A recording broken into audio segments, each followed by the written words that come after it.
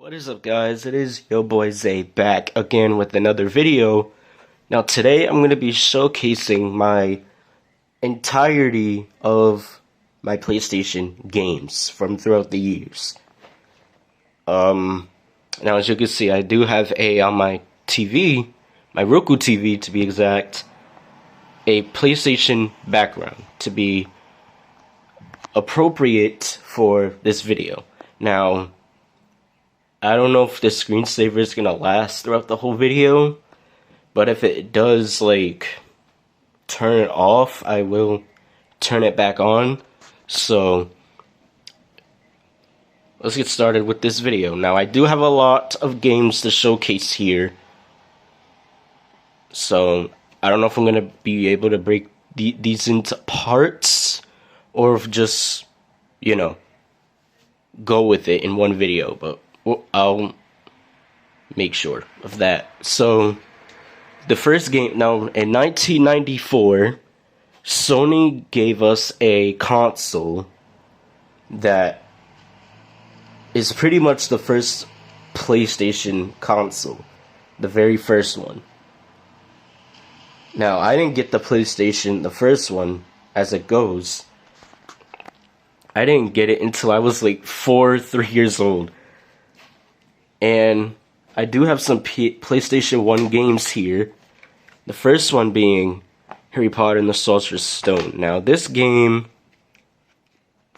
is it defines my whole childhood when it comes to PlayStation. It's a great game,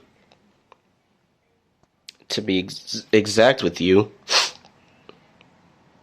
And it's just a great, fantastic, wizarding, fun game. You can go on Hogwarts, you can cast spells, all that good stuff with Harry Potter and the Sorcerer's Stone. Now, this is the first movie tie-in game I ever gotten. And like I said, the first game for the PlayStation that I've ever had. So, there it is, Harry Potter and the Sorcerer's Stone. And we got the sequel, Chamber of Secrets. This game defines fun. It's a very, very fun sequel. It has everything I ever wanted in a sequel. Yeah, you can go around flying cars, you can wizard duel, and there's even some kind of Grand Theft Auto mechanic in there that changes the weather, which is cool. Pretty dope. And next PlayStation title is Spider-Man, based off of the 1994 animated series. Now, I have recently got back playing this game, and I just gotta say, my gosh, it's probably one of the greatest Spider-Man games out there.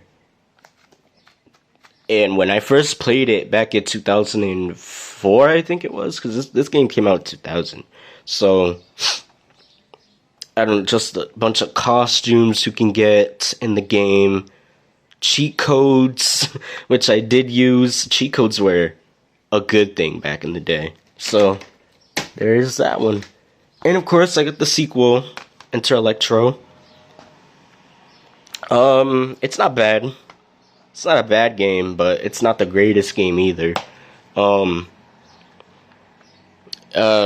I do gotta say though, the final boss battle with Electro was pretty disappointing, but also challenging. So, I got nothing much to say really for Spider-Man 2 Enter Electro. But, you know, the suit looks nice. That's all I gotta say. Alright, next we got A Bug's Life. First Pixar game I ever owned on a PlayStation console. And I like this game, you know, it's pretty dope. A bunch of levels you can go through in the game. It's a very challenging and addictive game because, oh my god, the score that this game, which I forgot, who is the score composer for this game? Is it?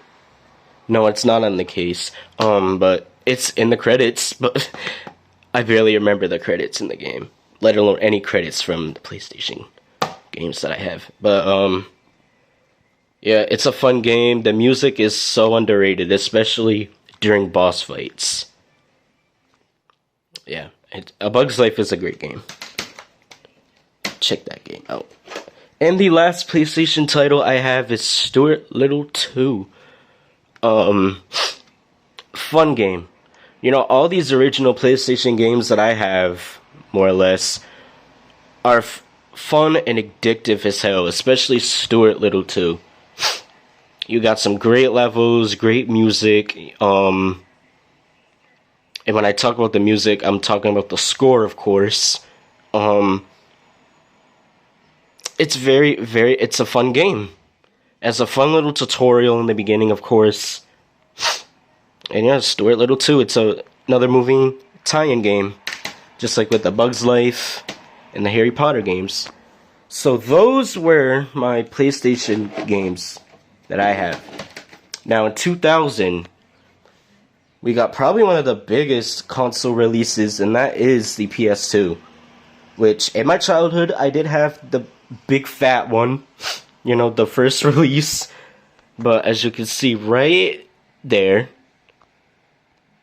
I have the Slim in silver.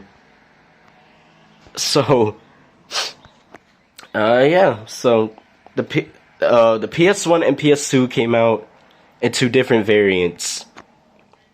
There was the original one, which I don't have because PS1 games do tend to play on the PS2 console. And then they came out with a PS1, which that's what it was called, PS and the letter 1, with a little mini TV. So, which was cool, but I didn't really like it. So, and then in 2000 we got the PS2, which came out in two different forms, but when it came to the Slim, they came out with colors, and like I said, I have it in silver. So yeah, I don't know, the silver just looks nice, and this is the first time that a PlayStation console could play DVDs, only DVDs, so, which was nice. So, let's go through my entire PlayStation 2 collection, which, 1, 2, 3, oh my gosh, I loved the PS2 when I was a kid. It was such an addictive console, and like I said, one of the biggest console launches, like, ever. I got the PS2, however, when I was like 7 years old, literally, 7 years old, and then I got the Slim, I think 4 years later, due to the fact that my fat PS2, the original one, had issues. It had a bunch of issues. Years later, I had it, so, yeah. So the first game I have for PS2 to show you guys is the PS2 version of Harry Potter and the Sorcerer's Stone. The most rarest Harry Potter game ever. And I only don't say that because it's the first one of the Harry Potter games when it comes to the movie Harry Potter tie-in games, nonetheless. This game, it's fun, you know, it stepped it up from the PS1 version, you know. And I love the final battle sequence.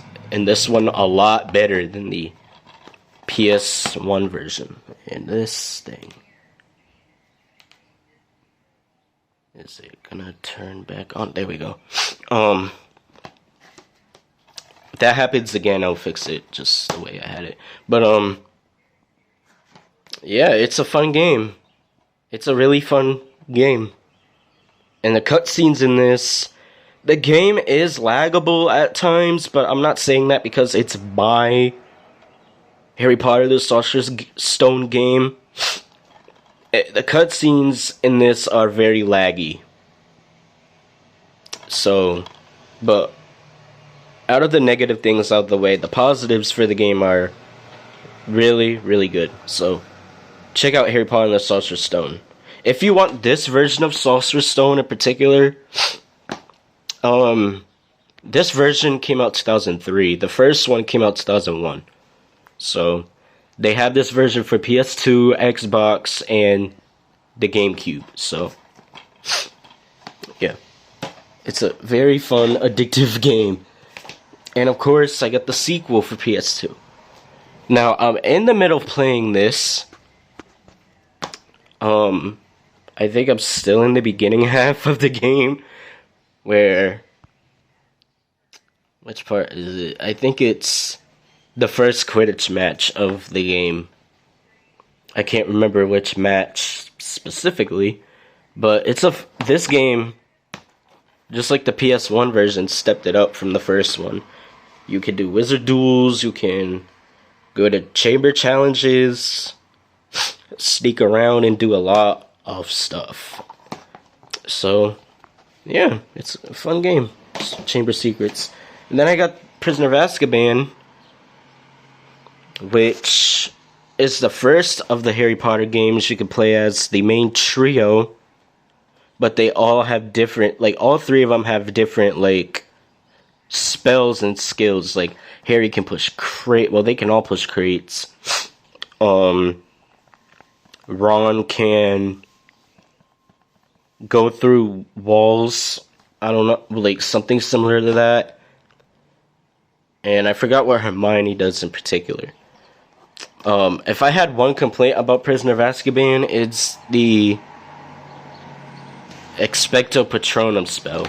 Because you're only pushing them like 2 steps away from you. Compared to the movie where they just disappear. But all in all, Prisoner of Azkaban is a good game and it has a good mechanic where you can play as all three of them with different, skills. So yeah, Prisoner of Azkaban is a good one. And then we got Goblet of Fire, which everyone knows this game is the worst of the movie tie-in games. It's just not a good one. And you like Hogwarts. I mean, you're there, but it's just the rooftops. But it's the worst game in the series, so everyone knows that. The maze level was good, I guess. And then we got the last of the Harry Potter games. Well, actually not the last, but the last of the movie tie-in Harry Potter games I got. Half-Blood Prince. Order of the Phoenix. It's a good one. It's a definitely good one, better one than the last game, which was Goblet of Fire. You get to play as only Harry, not the trio, unlike the last couple games. But, actually, no, wait, I'm wrong. You get to play as Dumbledore for the final battle against Voldemort, which is cool. It says it on the back, I think. Does it say it on the back? I don't recall it. But Order of the Phoenix is a definitely better game than Goblet of Fire. Just skip it. Just skip it. And then we got the last Harry Potter game I have here. That's Quidditch World Cup, which is basically a Harry Potter game of you playing Quidditch. It's fun. You get to play as many different Quidditch players. Like, there's one you get to catch the golden snitch, which is that thing. And you get to play it all around the world. Like, you can go to, like, Egypt, you can go to India. Like, there's a lot of countries you can play Quidditch in this game. So, it's just a dope game. Especially for a 2-player game. Man, Warner Brothers stepped it up with this one. But yeah, Quidditch World Cup, it's a fun 2-player Quidditch game. Alright, so now, Shrek 2. I don't have any other Shrek games, but Shrek 2, it's a good movie tie-in game. Has fun, addictive levels. The score is pretty spooky at certain parts. When I first got this game, I remember being like so boring, but as years went on, it's just fun. It's a fun little movie tie-in game. And then we got another movie tie-in game, which is Madagascar. Not one of the greatest games, I will say that. It's not a good game. I mean, it follows the plot of the movie, being a movie tie-in game, but it's just not a good one. It's not. So, yeah, Madagascar. I'm not really a Star Wars fan, but when my friends do tend to come over, we do play Star Wars Episode 3, Revenge of the Sith. It's not a bad game, but like I said, I only play it when friends come over, you know? Yeah, I have nothing to say about this one, because no offense to the Star Wars fans, but I'm just not a big Star Wars fan. So, there you have it. Oh my god, this game is fun. It's really fun. Nickelodeon Unite. Now, this is a game that you get to play as 4 of the different Nickelodeon characters. My favorite in particular, well, my 2 favorites in particular are Jimmy Neutron and Danny Phantom.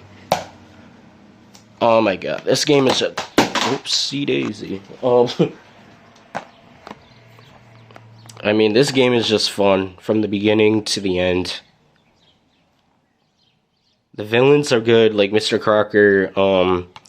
I forgot that dude's name, but he's in Jimmy Neutron. And then this guy from Danny Phantom. And, of course, Plankton from SpongeBob. But I don't really watch SpongeBob.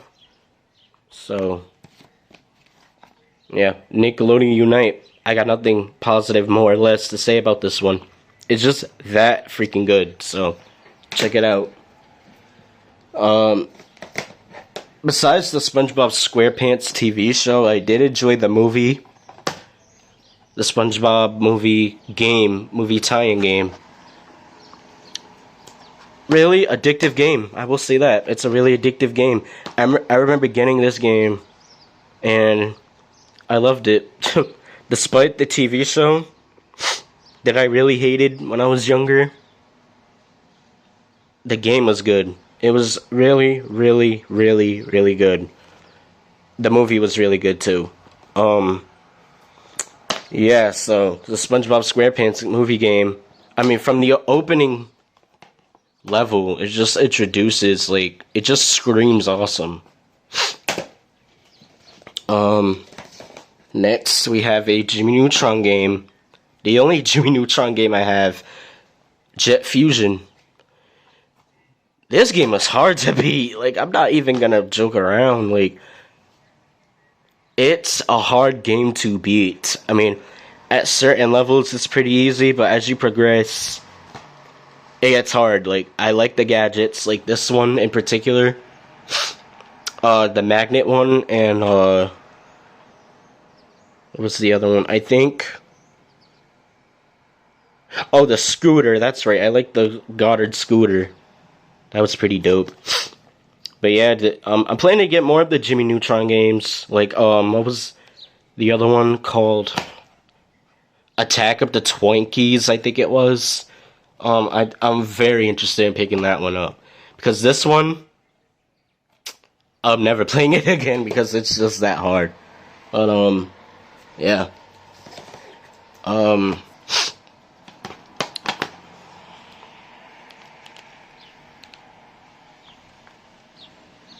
Alright, there we go.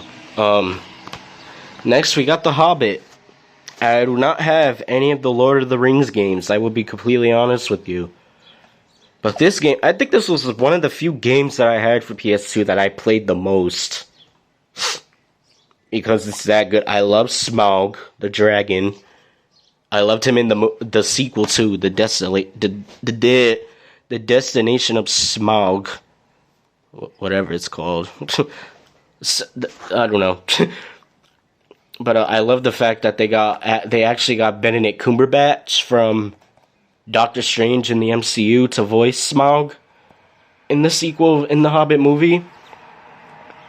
It would be really dope if he did voice him in the game, because Smaug is actually a really cool character. One of my favorite levels in particular was the spider level, because I mostly go back for that level because of the final battle against the 3 spiders. And also, I love the music. The music to that level sounds so good. It's got like a suspenseful, dramatic horror tone to it, and just listening to it just makes me go, oh my gosh, yes. It's a great theme. Like, look, so this is what the spiders look like. Oh my god, I can't stand the poisonous ones. When you get bit by the poisonous spiders, like the green and the red ones, they poison you. They poison you. So yeah, it's a great game. The Hobbit's a great game. I love that game. And the next one is going to be Frogger's Adventures: The Rescue. This game screams my childhood, because I had this game for the PC, I beaten it, and now I have it for the PS2. And I beaten it twice for the PS2. It's not like your basic, like, retro RPG Frogger game, like you play at the arcades. It's different than that. I mean, there is, like, levels like this, for example, is very reminiscent to the RPG counterpart. But all of it is 3D, and it's a great, and I find that, no offense, I love the RPG Frogger, but the more I played it as a kid, it just got boring. So I got introduced to this, and I thought, oh my god, this is going to be a boring RPG game. But no, I remember what PS2 graphics look like, and the game is in 3D. Like, legit. So yeah, Frogger Adventures: The Rescue for PS2. It's a fun game. Alright, so I think that's gonna do it for this part. So in part 2, I'll conclude the rest of my PS2 collection. So, and then for part 3, I'll start with the PS3 games to the first half of the PS4 games. So, just like with this part, I did the PS1 games and I did the PS2 games for the first row of PS1 games, PS2 games. So, thank you guys so much for watching this video, and I'll post part 2 as soon as this one gets uploaded. So, peace out.